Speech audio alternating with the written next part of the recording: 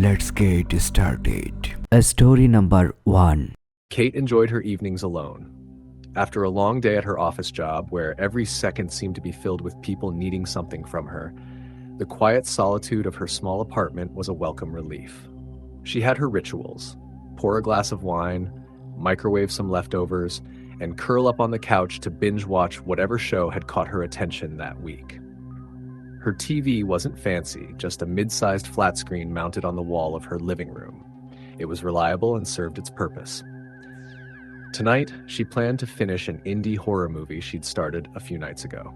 Kate wasn't one to scare easily, but there was something exhilarating about watching horror alone at night. The movie started slow, but as it progressed, the tension built. The protagonist was alone in her home, much like Kate herself, and eerie things began happening. Faint knocks on the walls, whispers in the dark, shadowy figures in the corner of her eye. Kate chuckled to herself. The trope of haunted house at night was overdone, but it worked when you were in the right mood. About 30 minutes into the movie, the screen flickered briefly. It wasn't anything dramatic, just a quick flash of static that lasted a second. Kate didn't think much of it, assuming it was a minor glitch in the streaming service. She adjusted her blanket and continued watching. Then it happened again, this time lasting a little longer. The screen fizzed and crackled, a faint hiss coming from the speakers. "Come on," she muttered, annoyed. She reached for the remote to pause the movie, but before she could, the static disappeared, and the movie resumed. She hesitated for a moment, then shrugged it off. The movie continued as though nothing had happened, but Kate noticed she was feeling slightly uneasy. She chalked it up to the film's atmosphere. It had done a good job of creating tension. She turned up the volume slightly and kept watching. The flickering returned about 10 minutes later. This time, the static wasn't brief. The screen stayed covered in white noise, and a low, distorted sound came through the speakers. Kate frowned, her annoyance giving way to unease. As she grabbed the remote to reset the TV, the static shifted. For a moment, she thought she saw something, a shape moving within the fuzz. She leaned forward, squinting, unsure if her eyes were playing tricks on her. There it was again, the faint outline of a figure. Kate's breath caught in her throat as she stared at the screen. The figure moved closer, becoming clearer. It was tall and indistinct, like a shadow trapped within the static. Her grip on the remote tightened, and she instinctively hit the power button. The TV turned off, plunging the room into silence. Kate sat frozen for a moment, her heart pounding. It's just a glitch, she told herself. Or maybe the movie had a meta effect, like some clever marketing trick to freak viewers out. She wasn't sure, but she didn't like how it made her feel. Taking a deep breath, she decided to try again. She turned the TV back on. The screen lit up, but it didn't go to the home screen or back to the movie. Instead, it showed a different image, a view of her living room. Kate blinked, her mind struggling to process what she was seeing. It was her apartment, filmed from a high angle, as if someone had mounted a camera on the ceiling. She could see herself on the couch, her wine glass on the table, her blanket draped over her legs. "What the hell?" she whispered, her voice barely audible. She glanced around the room, searching for the camera, but there was nothing there. The walls were bare, and the only electronics were the TV and her laptop, which was closed on the desk. Her pulse quickened as she looked back at the screen. The live feed of her living room hadn't changed, except now there was movement. In the corner of the screen, a shadow crept into view. It was faint at first, but it grew darker and more defined as it moved closer to the couch. Kate's hands began to shake, the remote slipping from her grip and landing on the floor with a dull thud. No, she muttered, backing away from the couch. Her eyes remained fixed on the screen as the shadow drew nearer to her on the feed. But when she looked around the actual room, it was empty. Her mind raced, trying to rationalize what was happening. Maybe this was some kind of elaborate prank. Maybe someone had hacked her TV, but that didn't explain the shadow. The screen flickered again, and the image shifted.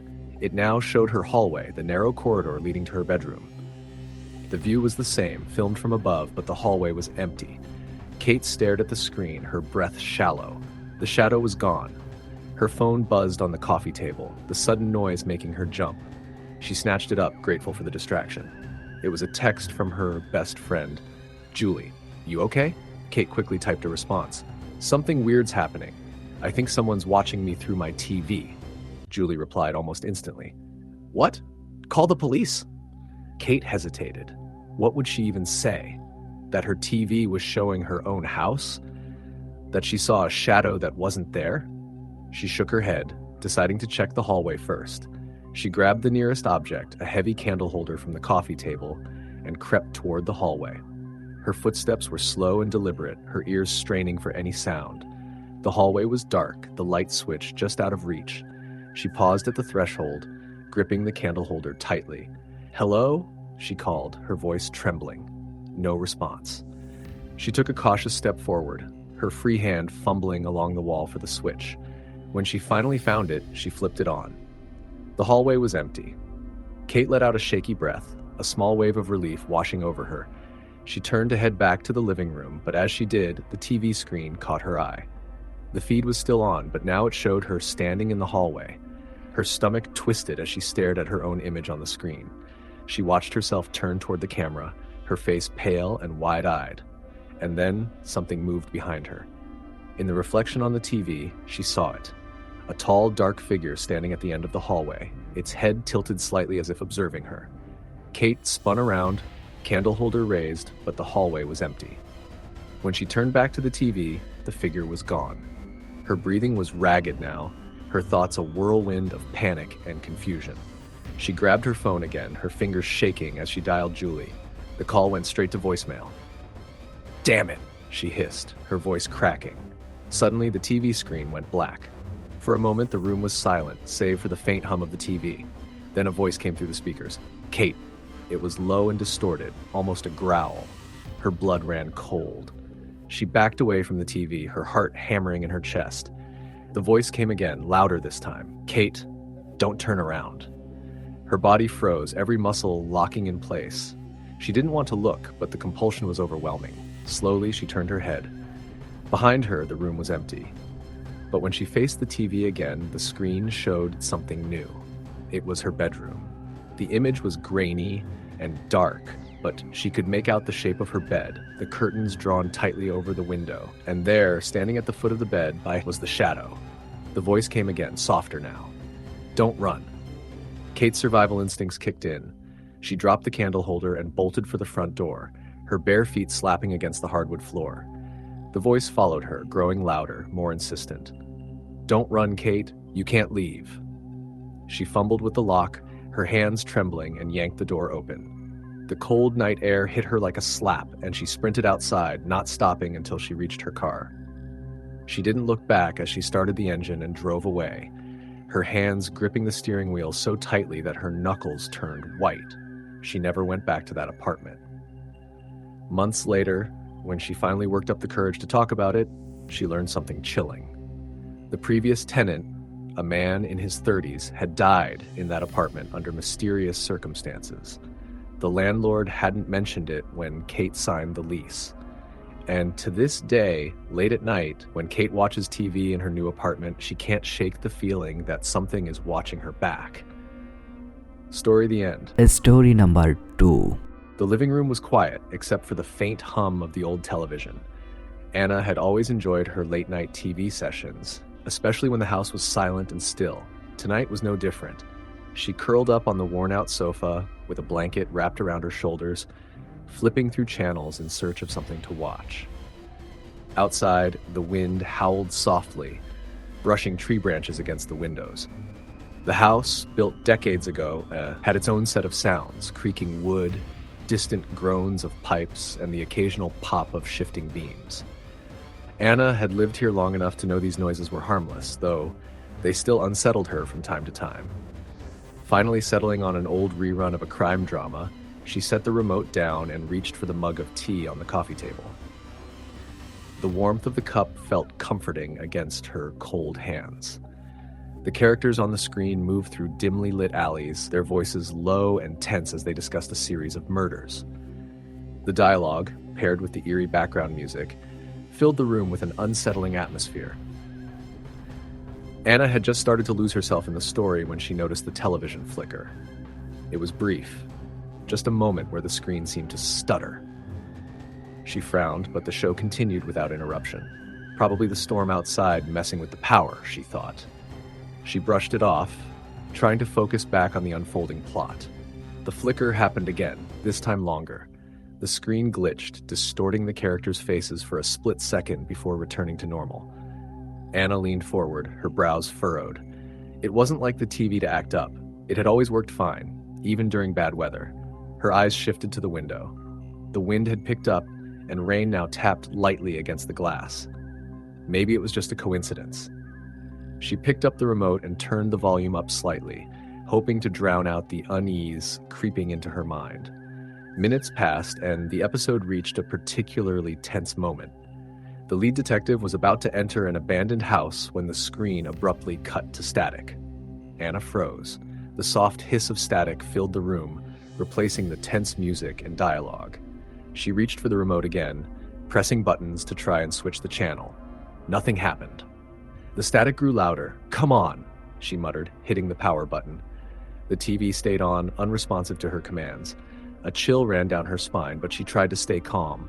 It's just an old TV acting up, she told herself. No big deal. But then she saw it. In the swirling chaos of static on the screen, something shifted, something that didn't belong. A shadow moved within the gray and white fuzz, faint but unmistakable. Anna froze, her fingers tightening around the remote. The shadow seemed to grow larger, coming closer to the screen as if trying to push through. Her breath hitched as the static abruptly stopped, replaced by a pitch-black screen. For a moment, the room was deathly silent. Then, faintly, the screen began to glow again. This time it wasn't her show. It was her living room. Anna's heart began to pound. The TV was showing a live feed of her sitting on the couch. The angle was strange, as though the camera were positioned high in the corner of the room. She looked around, searching for any sign of a device, but there was nothing. No cameras, no equipment. Just her, alone, staring at herself on the screen. She stood up, her movements mirrored on the TV. Her chest tightened as she noticed something else. On the screen, in the corner of the living room, was a figure. It stood just outside the frame of her vision, barely visible in the shadows. Her blood turned to ice. Slowly, she turned to look at the corner where the figure should have been. There was nothing there. She whipped her head back to the TV. The figure was still there, motionless, watching her. It wasn't fully formed, just a dark outline of something vaguely human.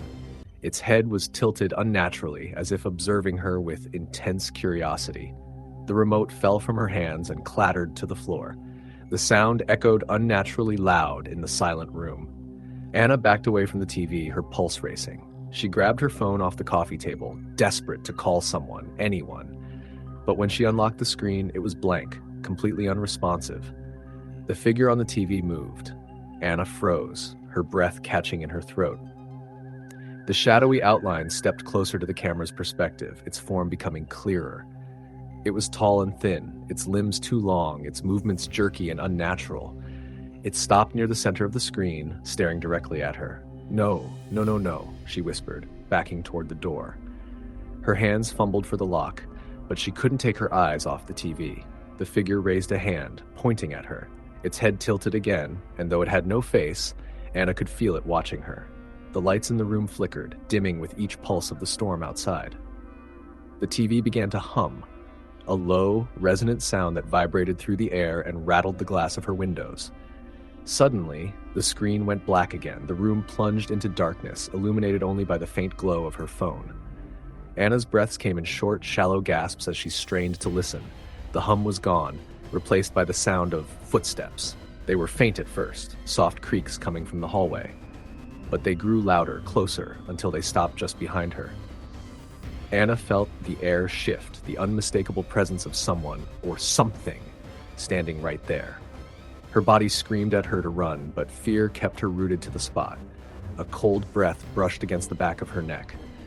Slowly, against every instinct, she turned her head. There was nothing there. The TV clicked on again, startling her so badly she nearly fell. The screen glowed brightly, displaying the same live feed of her living room. But this time, it was empty. She wasn't on the screen anymore. Instead, the camera seemed to pan slowly toward the hallway, where the shadows were impossibly dark. It lingered there for a moment before tilting down to show the floor. Her feet. Anna's blood ran cold. She looked down at her feet, then back at the screen. The camera was directly behind her now, the perspective closing in. She felt the presence again, stronger this time, looming just inches away. And then the lights went out. The darkness swallowed her whole, her screams muffled by the storm outside. When the neighbors checked on her the next day, the house was quiet. The front door was locked, the TV off, and the living room empty. But on the TV screen, faintly visible in the black glass, were 2 handprints pressed against the inside. Story number 3. Mia's Saturday nights were sacred. It was her time to unwind, wrapped in a cocoon of silence and comfort, away from the bustling chaos of her job. Her apartment was modest but cozy, a second-floor unit in an old building with creaky floors and radiators that clanged sporadically. She didn't mind. It added character, she told herself. That night, she decided to revisit an old classic horror film she hadn't seen in years. She dimmed the lights, curled up on the couch with a fleece blanket, and balanced a bowl of buttery popcorn on her lap. The faint hum of the refrigerator in the kitchen and the occasional patter of rain against the window were the only sounds in her otherwise quiet apartment. The movie had just reached its first suspenseful scene when her TV flickered, briefly cutting to static before resuming. Mia frowned. The television, though old, rarely had issues. She blamed it on the weather. Perhaps the rain was interfering with the signal. Minutes later, it happened again.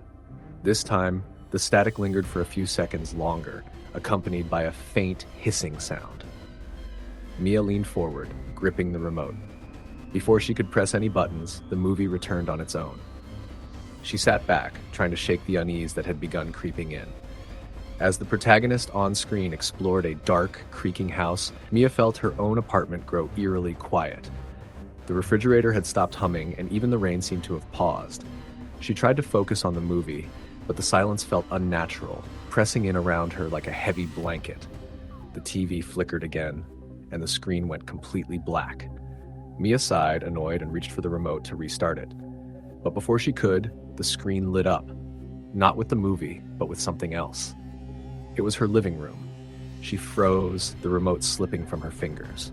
The screen showed her couch, her coffee table, the blanket draped over her legs, and the half-empty popcorn bowl on her lap. It was as though a camera was pointed directly at her, broadcasting her every move. She glanced around the room, her heart pounding, but there was no camera, no indication of how this was happening. Mia. Her name crackled through the TV speakers, low and distorted, her breath caught in her throat. She stared at the screen, her pulse racing. The image began to shift, the angle panning slightly to the right, as if the unseen camera were moving. It focused on the doorway to her kitchen. "Mia," the voice repeated, louder this time. "Who's there?" she demanded, her voice trembling. The TV flickered again, and the image changed. It now showed her kitchen, filmed from a high angle. The room was dark, lit only by the faint glow of the streetlights outside the window. At first, it appeared empty, but then a shadow moved in the corner of the screen. Mia's stomach twisted. The shadow didn't look human. It was too tall, too thin, with long, spindly limbs that seemed to stretch unnaturally. It stood motionless for a moment before slowly turning its head, as though it were looking directly at the camera, or directly at her. Her instincts screamed at her to run, but she couldn't tear her eyes away from the screen. The figure began to move, its movements jerky and unnatural, like an old puppet being manipulated by unseen strings. It stepped closer to the doorway that led to her living room. "No," Mia whispered, shaking her head. "This isn't real. It can't be real."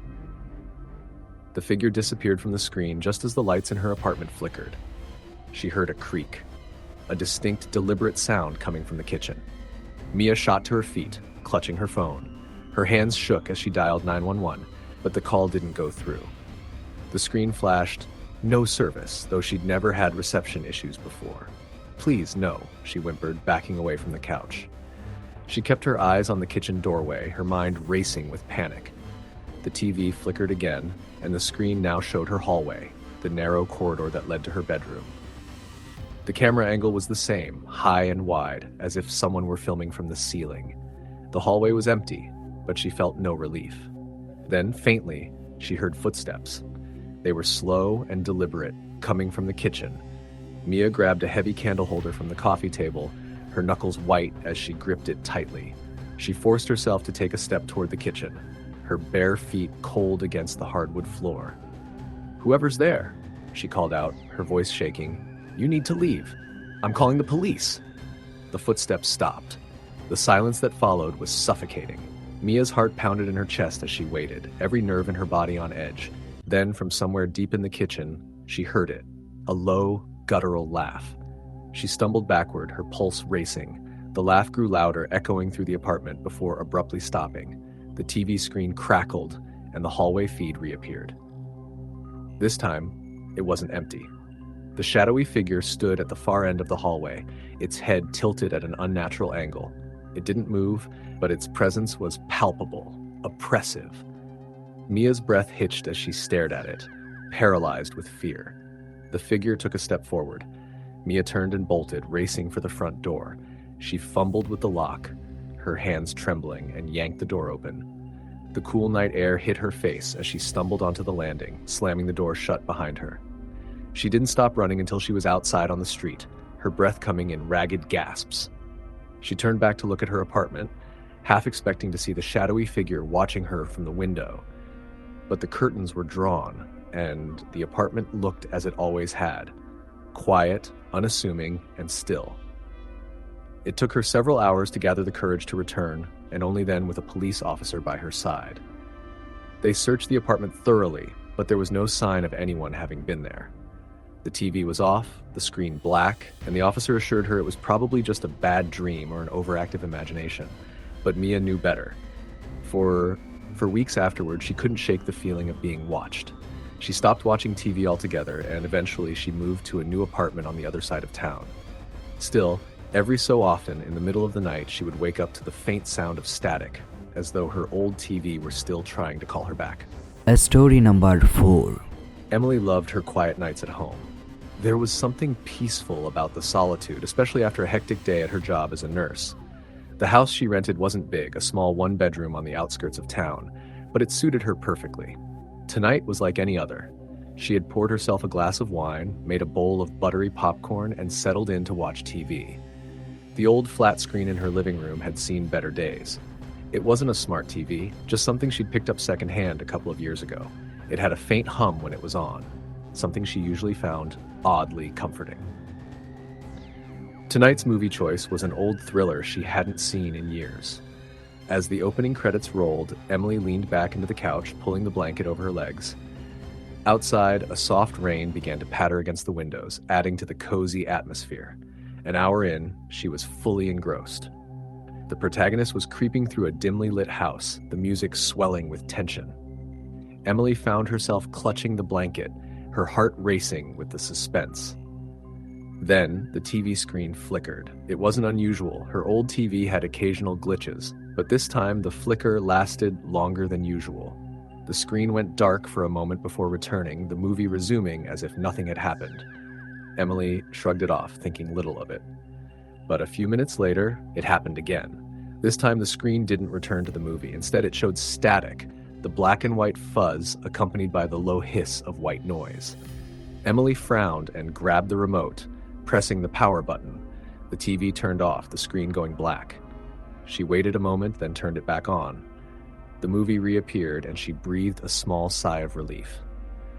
"Stupid old thing," she muttered to herself, settling back into the couch. The peace didn't last. Not 5 minutes later, the screen flickered again.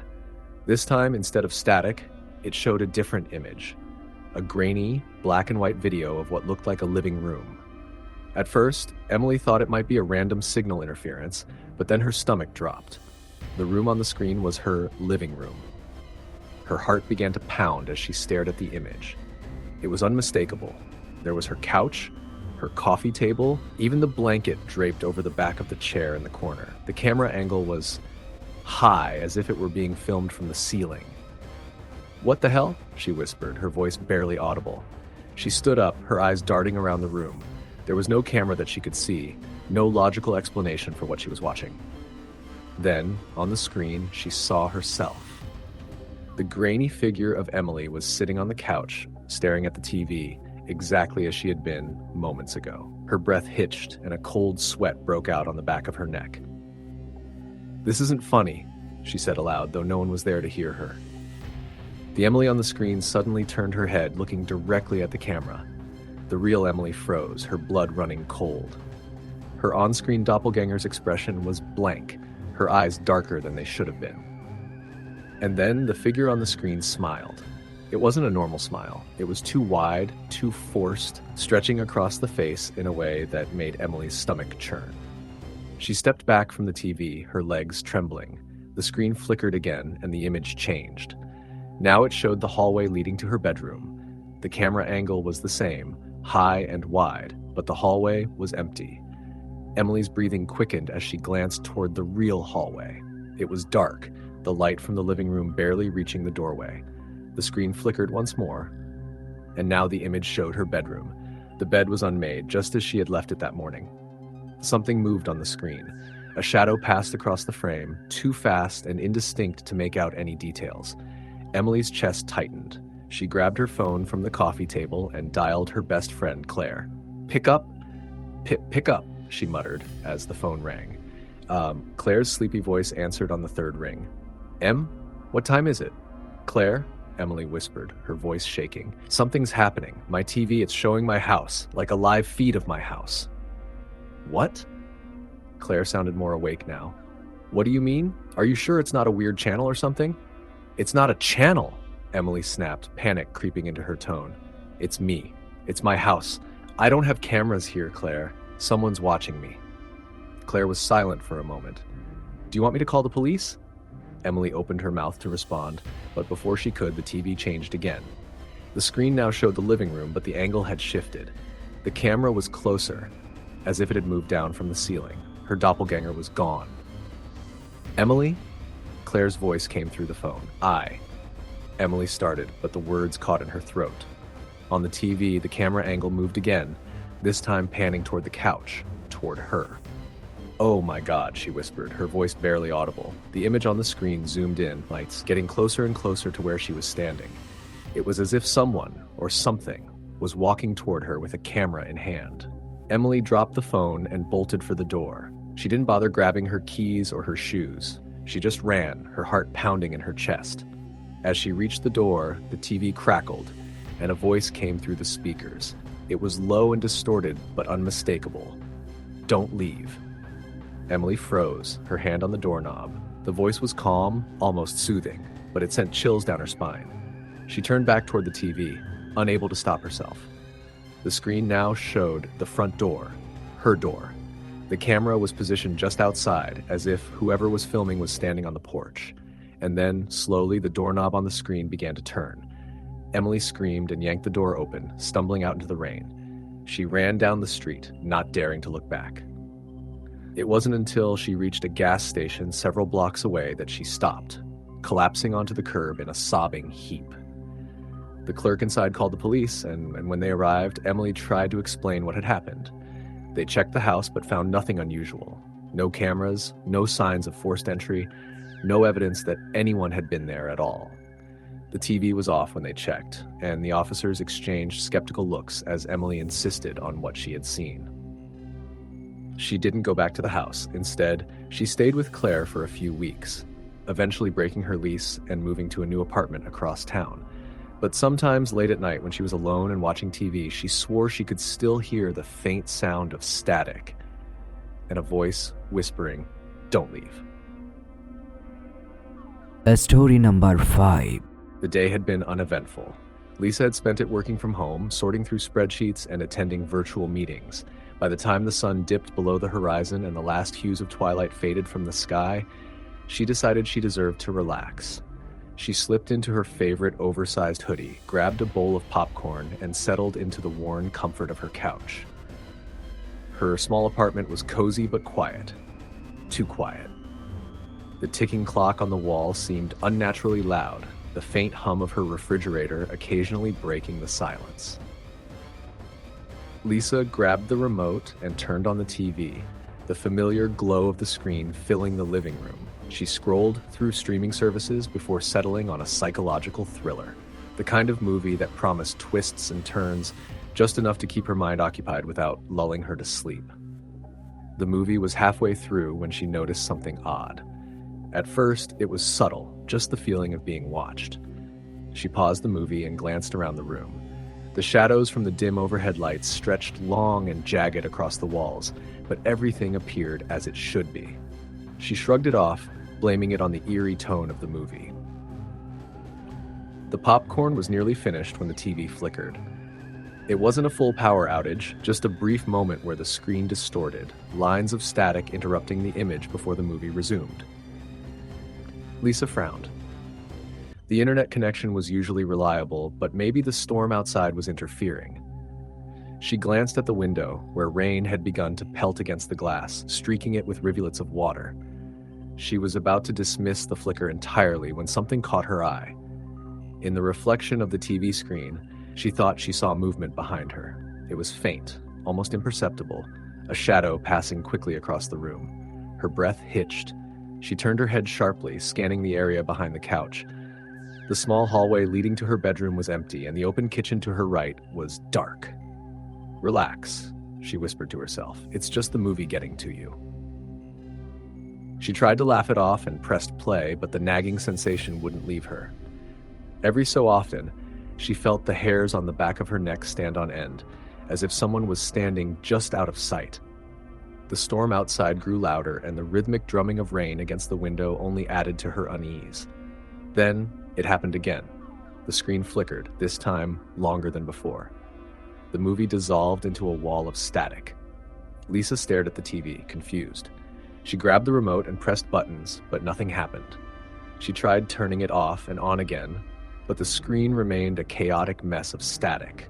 The sound began to change. The soft hiss of the static deepened, turning into a low hum that grew louder and louder until it was almost a growl. Lisa covered her ears and reached for the plug behind the TV, but as she leaned forward, the static stopped abruptly. The screen went black. In its reflective surface, she saw her own face, pale, wide-eyed, and frightened. But she wasn't alone. There was something behind her. Her heart stopped as she stared at the reflection. A figure stood in the doorway to her bedroom, barely illuminated by the faint light of the TV. It was tall and unnaturally still, its silhouette dark and featureless. Lisa whipped around, but the hallway was empty. She spun back to the TV, but the figure was gone. "Nope, nope, nope, nope," she muttered, grabbing her phone. She opened the flashlight app and shone it toward the hallway. The beam cut through the darkness, illuminating nothing out of the ordinary. Her bedroom door stood ajar, just as she had left it. Her rational mind tried to assert itself. Maybe she was overtired. Maybe the reflection had been some trick of the light, a distortion in the glass. She told herself to calm down and took a deep breath, but her hands wouldn't stop shaking. Lisa decided to turn off the TV and call it a night. She fumbled with the remote, but before she could press the power button, the TV turned itself back on. The screen lit up, but it wasn't the movie this time. It was a live feed of her living room. The camera angle was strange, as though it were positioned in the corner of the ceiling. It showed her sitting on the couch, staring at the screen with the phone still in her hand. Her heart thundered in her chest. This had to be some kind of sick prank.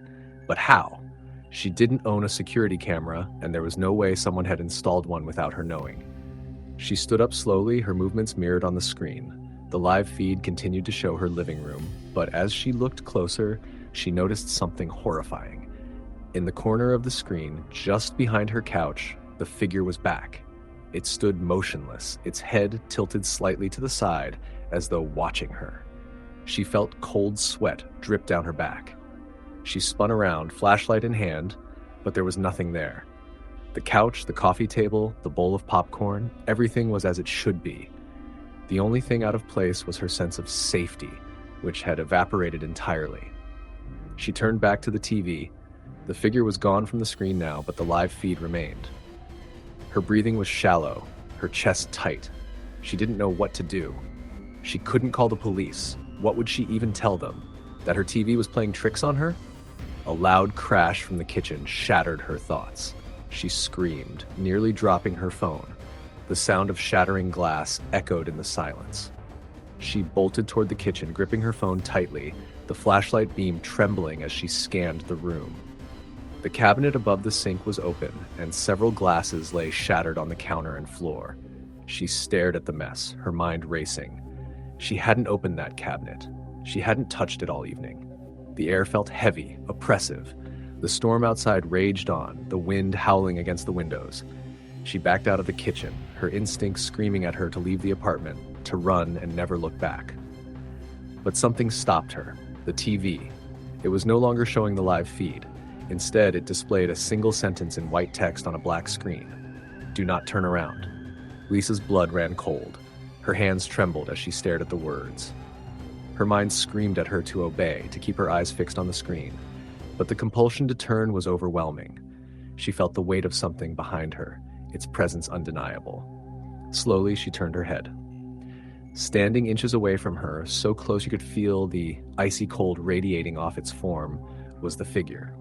Its featureless face was level with hers, and though it had no eyes, she could feel it staring deep to her soul. Her scream died in her throat as it raised a hand, its long, shadowy fingers reaching for her. The last thing Lisa saw was the TV screen going dark, the room plunging into silence. When her neighbors checked on her the next morning, her apartment was empty. The door was locked from the inside, and everything was in its place, except for the TV. It was on, displaying a live feed of the empty living room, but in the corner of the screen, just barely visible, was a shadowy figure.